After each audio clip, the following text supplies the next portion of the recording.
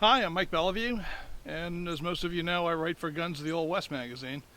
But today, we're going to be looking a little farther east, maybe all the way to the Far East, to East India or maybe East Africa, because we're going to be taking a look at my double rifle. And this is made by Baikal in Russia, and it's imported by European American Armory in Florida. It's a pretty light bore, 30-06, and let's take a look at it.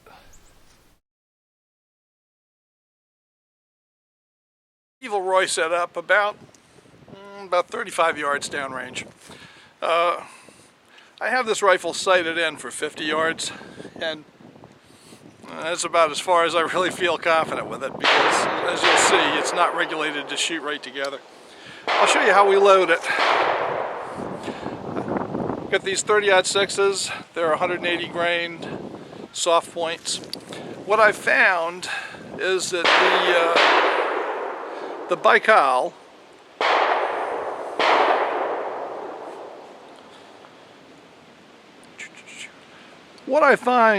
this rifle prefers heavier bullets. In fact, it actually shoots best with 220 grain bullets, which is what I hand load for it, but I don't have any made up right now, so I've got some 180s, and they shoot pretty close. So I'll show you how it works. It's just like a shotgun. Break it open, and then you can load it. Get the shells in, and let's see if we can get it up here where you can see it, and we're good to go. It has an automatic safety, and you can see when that silver button is covered, it's in fire mode. When the silver button is exposed, it's safe. So right now it is safe. So let's see if we can tickle Evil Roy with this thing.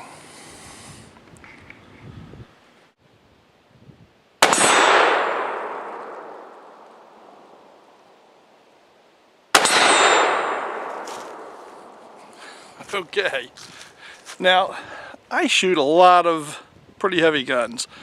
I mean, I've got 5.77 Snyders, shoot a lot of 45-70, 43 Spanish. Those are pretty big guns. This little guy in 30-06 whacks me as hard as any of them. This is a light gun, and it really can put a hurt on you, especially with the heavier bullets. But you can see, we would have stopped Evil Roy if he was in the middle of a charge. So.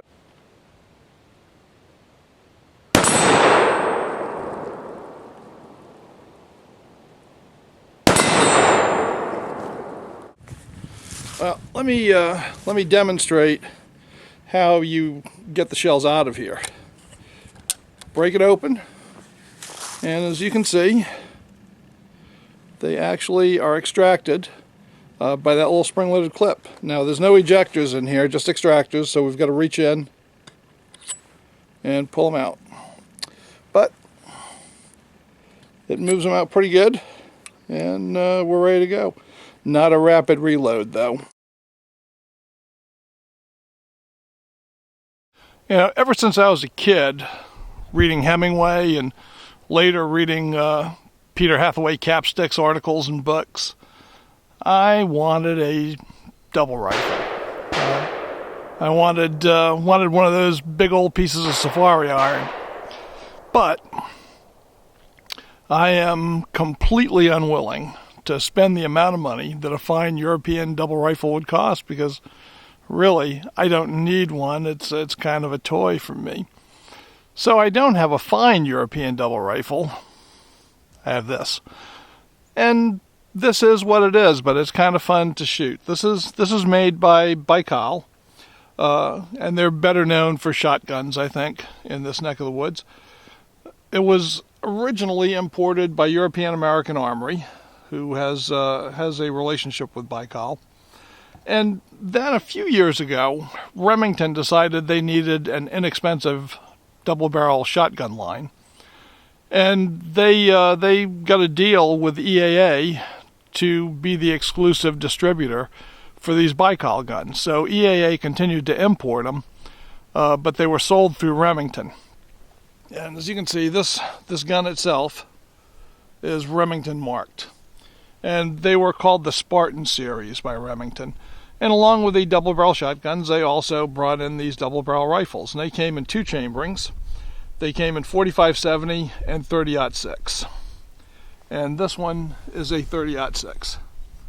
And it has some interesting features. Even though it's a rimless round, you can see these extractors are kind of spring-loaded, and they actually go into the groove, the extractor groove on the back of the case. So it doesn't need a rim to extract it. The rear sight is adjustable for windage, and there's a set screw. You just slide it, lock it in. There's a little index line over there. The front sight is really pretty interesting, and I guess it's kind of reminiscent of some of the assault rifle sights. But it's actually a screw, and you take a pair of needle nose pliers and screw it deeper in or unscrew it, and that's how you get your elevation. Now, most fine European double rifles are regulated at the factory to shoot parallel groups. You don't want them to shoot to exactly the same point of aim, because if they do, they're going to converge and then separate beyond whatever that set distance is. So usually, if you've got a nice Holland & Holland or Wesley Richards gun, they kind of shoot side by side within like an inch or two of each other. And they're calibrated for one particular load usually, and they won't shoot anything else well. What they've done to be able to make these less expensively in Russia is this barrel is fixed.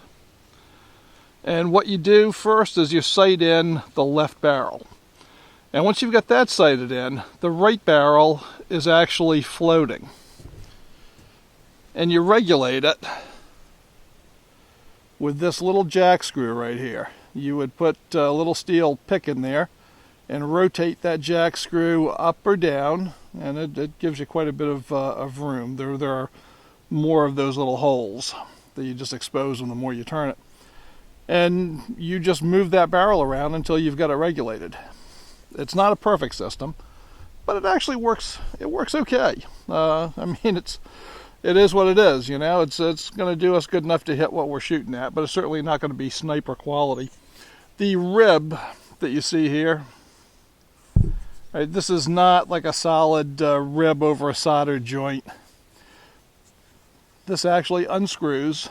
It's just two pieces of sheet metal that kind of go around the barrel and protect that jack screw.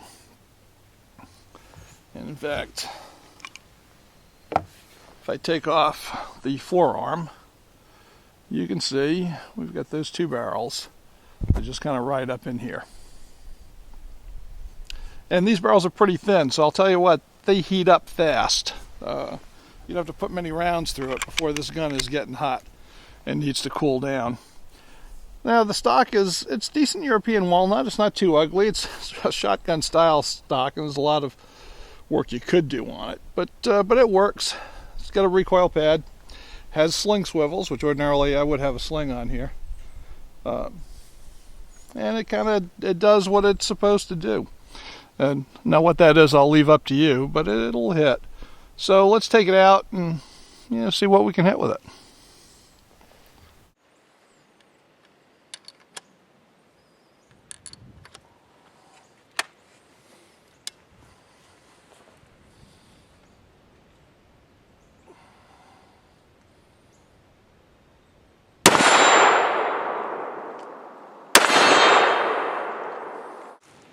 Well, let's give Evil Roy a break. We got some jugs set up downrange, and we've got the Baikal double rifle, so let's see how we do.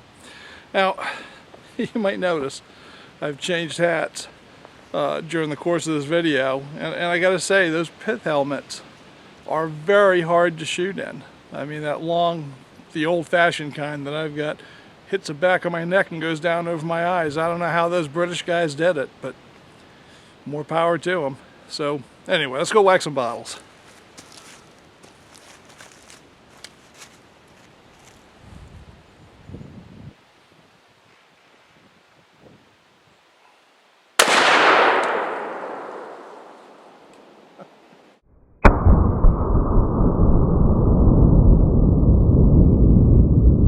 Well, we won't get to whack that second milk jug. The first one totally deconstructed itself.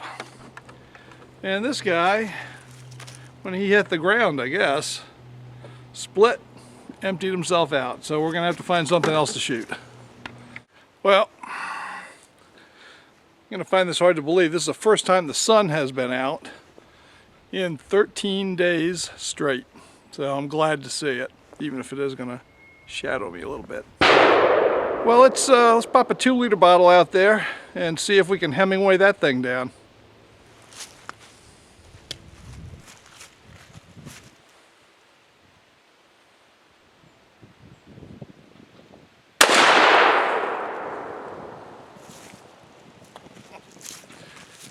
Got him.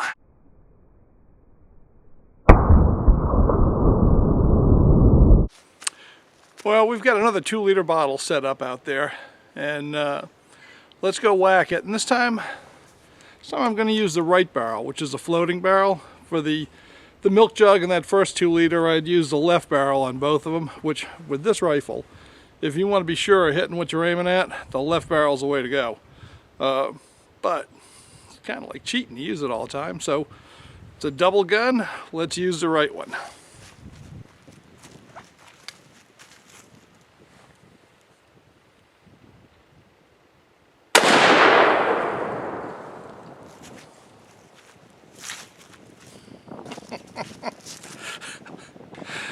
I aimed a little bit high and a little left on that because it tends to shoot a little low right from that barrel. So I think I actually shot the cap off.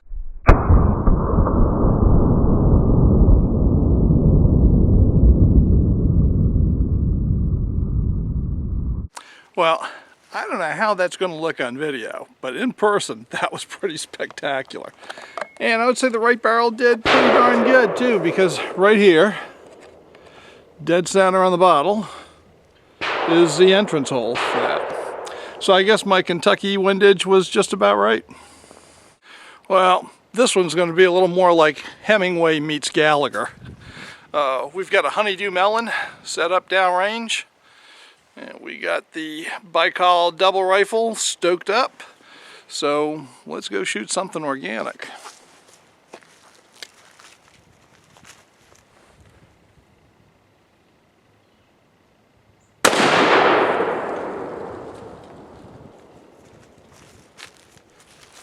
Very satisfying. I got all excited about seeing the sun again. I must have scared it away. Well, that left-hand barrel shredded that honeydew pretty nice. So let's give the right-hand barrel a chance to make some fruit salad of its own.